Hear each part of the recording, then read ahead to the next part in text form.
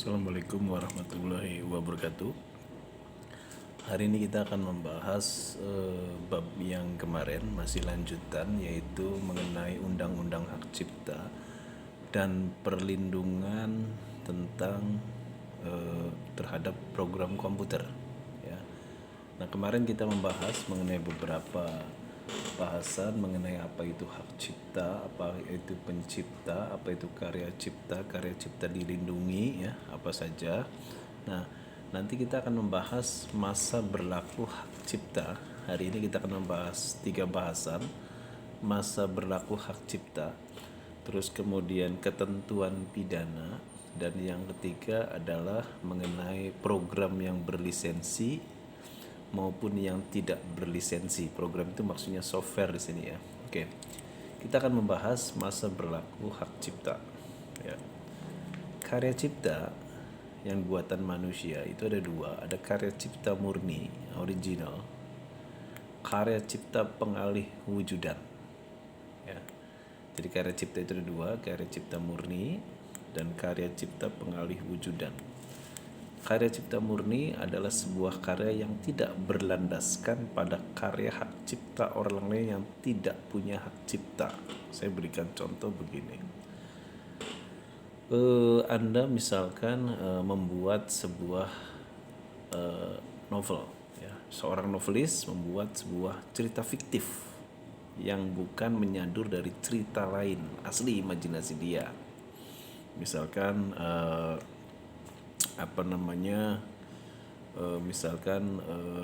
J.K. Rowling menulis sebuah imajinasi dia, judulnya Harry Potter. Nah, karya J.K. Rowling yang berjudul Harry Potter tersebut adalah yang disebut dengan karya cipta murni, ya. Kecuali kalau si J.K. Rowling itu dia mengadaptasi dari cerita yang lain, ya. Nah, jadi dia murni itu. J.K. Rowling itu, ya, penciptanya, membuat novel yang berjudul Harry Potter. Kemudian novel tersebut dibuat film oleh sutradara, oleh produser. Berarti kan berubah bentuk dari novel, berubah menjadi sebuah karya film. Nah, film tersebut yang disebut dengan karya cipta pengalih wujudan. Saya ulangi lagi, novel karya cipta J.K. Rowling itu disebut dengan karya cipta murni, ya. Film yang diambil daripada karya ciptanya J.K. Rowling tadi menjadi sebuah karya film, berarti wujudnya berubah dari wujud novel menjadi film. Nah, ya, maka di sini disebut pengalih wujudan. Sama, sebuah skenario atau cerita misalkan, itu karya murninya kemudian dirubah menjadi bentuk teater misalkan, atau bentuk drama, atau bentuk sinetron.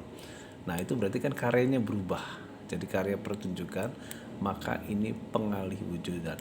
Novel pun, kalau novelnya itu adalah adaptasi dari karya orang lain dikembangkan lagi, maka ini disebut dengan pengalih wujudan. Misal, Anda menulis mengenai Sangkuriang. Nah, Sangkuriang sendiri adalah karya lain, kemudian di sini adalah dijadikan bukan karya murni lagi tapi pengalih wujudan. Jadi saya ulangi lagi, di sini karya adalah sebuah karya yang tidak berlandaskan pada hak karya cipta lain yang tidak punya hak cipta. Jadi, Pak, kalau saya menulis buku, bukunya itu adalah, kalau nulis buku kan ada kertasnya, Pak. Nah, kertasnya kan cipta orang lain. Nah, kertas sendiri kan tidak punya hak cipta, ya. Sudah menjadi milik dunia. Nah, sama halnya nanti kita bahas di sini mengenai apabila Anda membuat karya program. Misal, Anda membuat sebuah software sistem informasi pada sebuah perusahaan, ya. Anda bikin software. Softwarenya itu Anda menggunakan, taruhlah menggunakan berdasarkan pada VBNet. Nah, otomatis di satu sisi Anda itu kan, VBNet itu kan software buat ciptaan orang lain, maka karya cipta Anda, karena Anda menggunakan karya cipta orang lain, maka karya cipta Anda disebut adalah karya cipta pengalih wujudan, karena dasarnya VBNet itu adalah sebuah program yang diciptakan oleh orang lain. Jadi paham ya? Jadi ada karya cipta murni, karya cipta pengalih wujudan itu adalah landasannya dari sini, ya. Nah, jadi saya ulangi lagi, ketika Anda bikin software, sistem informasi itu kan software.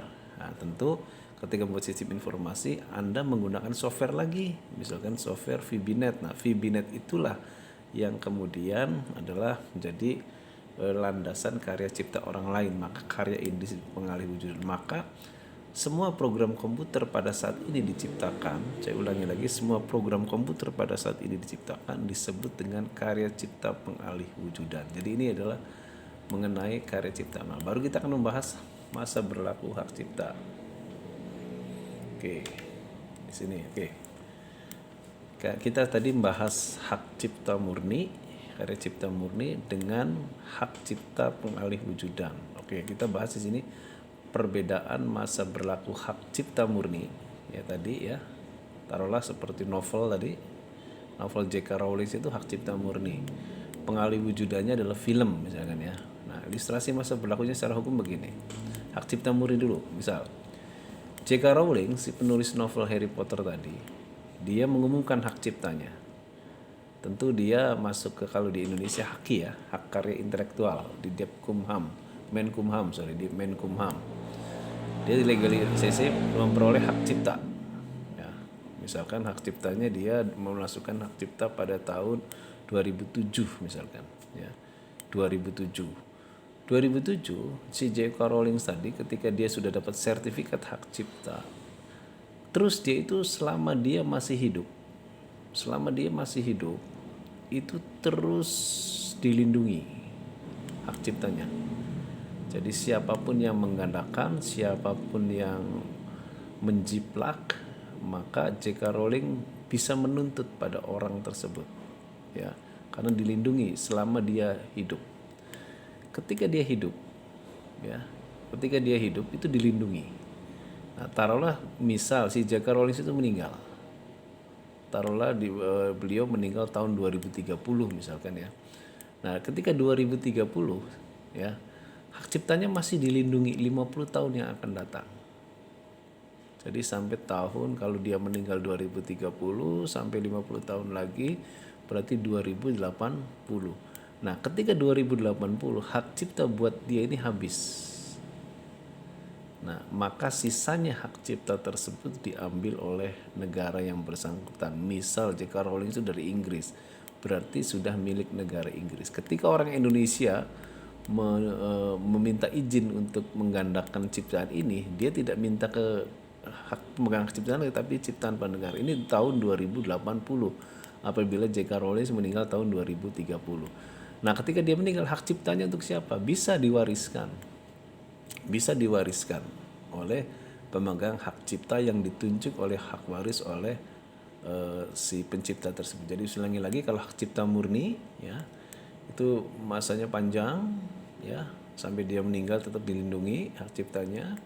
Kemudian ditambah 50 tahun lagi setelah dia meninggal, itu berarti untuk hak warisnya baru lepas 50 tahun itu hak cipta milik negara.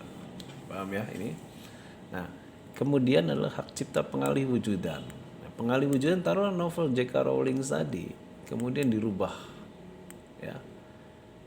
menjadi sebuah film. Nah, otomatis sutradara atau produsernya itu memperoleh hak cipta.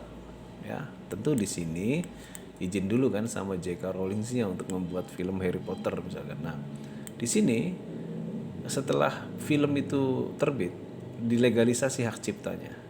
Taruhlah misal saya nggak hafal itu film itu, misal ini ya Warner Bros misalkan, hak ciptanya ada di Warner Bros misal. Nah, jadi Warner Bros ini karya filmnya itu dilindungi sampai 50 tahun. Meninggal atau tidak meninggal itu tidak urusan dengan meninggal tadi, tapi di sini adalah meninggal atau tidak meninggal sampai 50 tahun.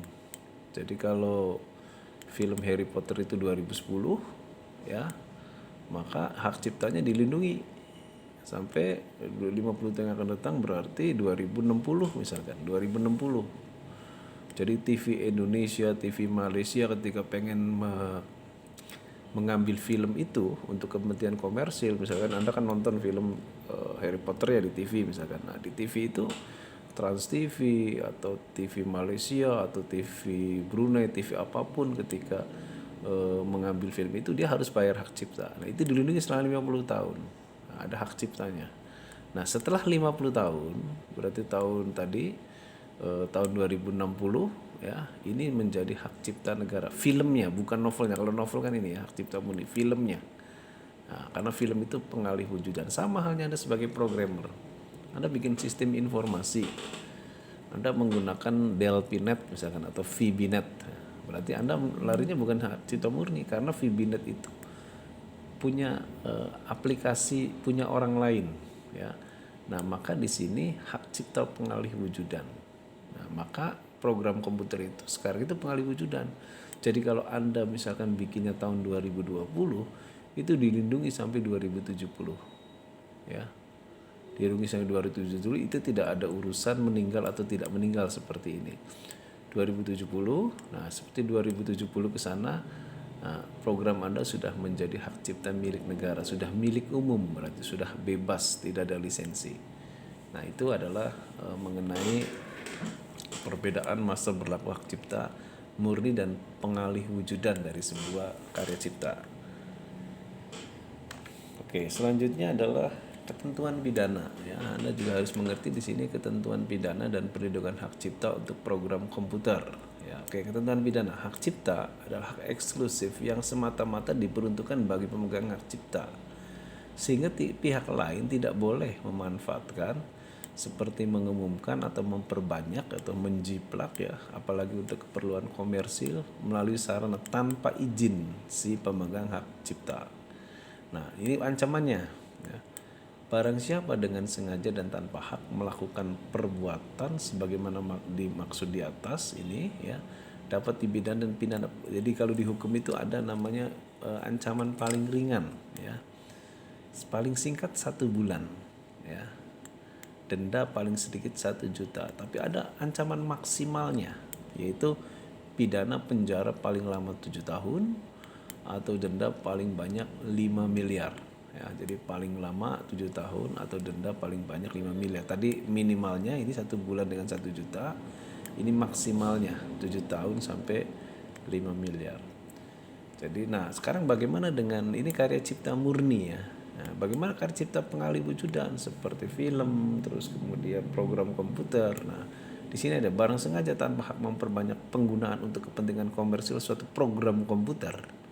Jadi khusus untuk program komputer, pengalih wujudan kan berarti ya, dipidana dengan pidana paling lama 5 tahun, paling lamanya. Denda paling banyak 500 juta. Nah, anunya minimalnya sama seperti ini. Makanya beda, ini hukumannya lebih berat yang cipta murni ini.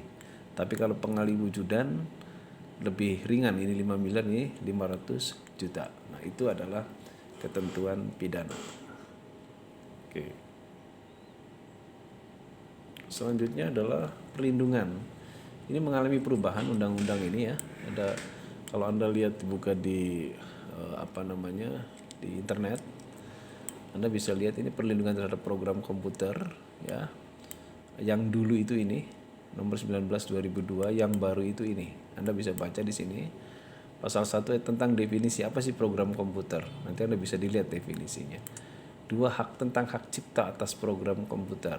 Jadi kalau Anda bikin TA, ngerasa Anda pede, TA Anda itu bagus ya, atau Anda bisa dihak ciptakan ya TA-nya. Ya, program aplikasi Anda bisa, nanti Anda dapat pemegang hak cipta program komputer. 12 ayat 1A, jenis ciptaan apa saja yang dilindungi. Tadi sudah kita bahas ya. Pasal 3, masa berlaku hak cipta komputer. Tadi ya, berarti masa cipta hak berlaku komputer yaitu 50 tahun. Pasal 72 ayat 3, ketentuan pidana tentang pelanggaran hak cipta sudah dibahas tadi ya di sebelumnya. Oke. Undang-undang hak cipta di sini pasal 11 ayat 2 tentang pengecualian keberlakuan hak ekonomi untuk menyewakan ciptasan komputer bukan merupakan objek esensial penyewaan. Jadi bisa jadi ada program komputer itu ya, Dia diberikan karena alasan pendidikan, alasan sosial. Nah, asal kita izin dulu dari si pemegang hak cipta. Pasal 40 ayat 1, kebolehan untuk melakukan penggadaan sebanyak satu salinan. Nah, ini ada baru nih. Di sini nggak ada. Ya. Satu salinan hak cipta untuk keperluan tertentu. Misal Anda membajak sebuah software cuma satu salinan saja untuk kepentingan pendidikan. Ini tidak masalah. Di sini ada pasalnya, pasal 40 ayat 1, ya. Biasanya untuk keperluan sosial, untuk keperluan pendidikan, untuk keperluan agama dan sebagainya yang sifatnya sosial bukan komersial tapi ya. Pasal 59 ayat 1 tentang jangka waktu perlindungan cipta maksimal 50 tahun sudah kita bahas ya tadi. Pasal 59 ini adalah undang-undangnya ya. Anda bisa lihat di internet ya, mengenai, bisa googling di internet mengenai undang-undang hak cipta yang terbaru tahun 2014. Oke. Terakhir kita akan membahas masalah software berlisensi dan bebas lisensi. Jadi software itu ada berlisensi, kita harus bayar. Ada software itu tidak berlisensi. Ya. Yang pertama ya, ini bayar nih ya. Yang berlisensi, ya. Yang berlisensi ini commercial license, software dengan orientasi untuk mencari keuntungan. Contoh Windows. Nah, kalau Anda tidak bayar, maka Anda dituntut, maka Anda harus bayar lisensi. Ada juga software untuk keperluan berlisensi, tapi hanya uji coba, ya, untuk keperluan demo. Ya, biasanya kalau software itu mau keluar, dia bikin demo dulu, ya, bikin semacam demo. Itu tujuannya adalah supaya pengguna untuk mengetahui bagaimana software ini bekerja. Ada juga non komersial lisensi. Ya, non komersial lisensi software gratis. Ya, maaf ini saya nggak usah, ini dihapus nanti ya. Yang berlisensinya ini macam-macam di sini. Kalau yang A itu berlisensi, yang B ini tidak berlisensi, ya, tidak bayar karena dia cuma demo. Yang C juga tidak bayar, software gratis untuk orientasi bidang sosial, pendidikan atau keagamaan. Jadi misalkan Anda bikin peraga pendidikan, ya, atau Anda membantu untuk keperluan pendataan sosial, misalkan ya, kayak sekarang ini kita mendata misalkan jumlah orang-orang miskin yang terdampak COVID dan sebagainya. Ini adalah bidang sosial. Atau Anda bikin semacam untuk azan ya, atau waktu azan, kan ada tuh softwarenya. Kemudian ada Quran, terjemahan dan sebagainya. Ini bisa non komersial sifatnya ya, untuk dakwah kan itu. Nah, ini non komersial. Ya, atau open source. Open source itu begini, membebaskan penggunanya untuk menggunakan, menggandakan, bahkan mengubahnya. Open source ini adalah semacam software di mana software ini Anda bisa memodifikasi sesuai dengan keperluan dan tidak bayar. Misal begini, yang contoh open source itu misalkan sistem akademik ya, pada sebuah sekolah atau perguruan tinggi. Nah, Anda bisa mengembangkan, ada softwarenya, dikembangkan sebuah sistem informasi sesuai dengan kebutuhan. Tentu antara perguruan tinggi dengan sekolah itu berbeda kebutuhannya. Ya. Nah, tapi di sini Anda harus mengubahnya, ya. Makanya perusahaan yang menjual produk open source ini, dia duitnya bukan dari lisensi seperti Windows tadi, dia dari mana? Dari pelatihan.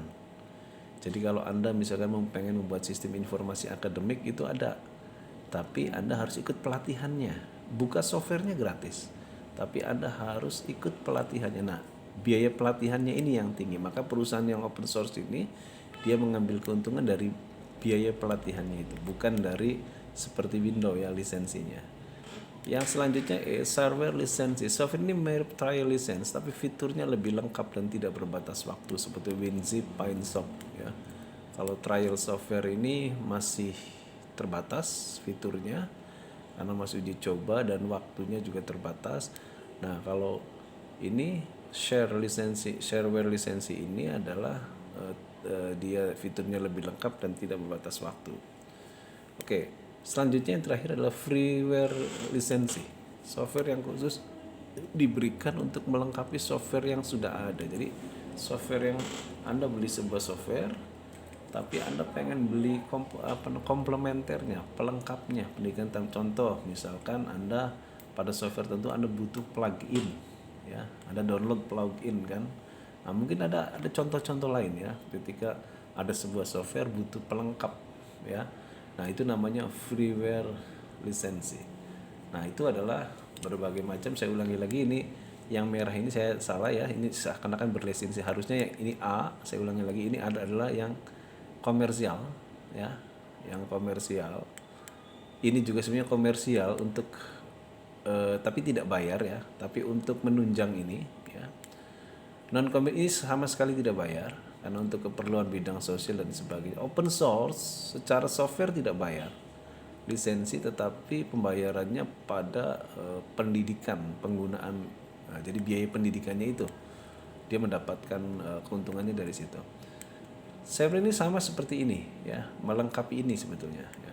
Freeware ini dia tidak bayar gratis, tetapi kan software yang ininya bayar. Jadi ini untuk melengkapi. Jadi produk ini dikeluarkan, ini mengeluarkan produk ini untuk melengkapi ini. Ya, itu adalah bentuk-bentuk software yang berkembang di sekitar kita ya, dalam ketika kita menggunakan komputer. Mungkin sampai di sini dulu materi saya mengenai materi terakhir ya sekarang itu mengenai undang-undang hak cipta. Nanti untuk bahan, pokoknya bahan itu adalah bahan setelah UTS. Saya ulangi lagi, bahan setelah UTS ya, bahan setelah UTS itu adalah untuk sebagai bahan UAS. Sampai di sini dulu pertemuan saya ulangi lagi, walaupun kita kuliah daring tetap kita ada 4 ya. Yang pertama adalah tugas dengan absen ya, karena tugas dengan absen ini karena tidak ada absennya, tidak kelihatan, maka saya biasanya evaluasinya pada tugas. Yang kedua UTS kita dilaksanakan kemarin secara daring, dan ini juga kemungkinan kita dilaksanakan secara daring lagi ya, karena ujian ini ada yang daring, ada yang datang ke kampus. Anda coba lihat saja di, kalau nggak salah sudah di share ya, lihat saja jadwal ujiannya ya. Mungkin pertemuan ini sampai sini dulu. Wabillahi taufik wal hidayah. Wassalamualaikum warahmatullahi wabarakatuh.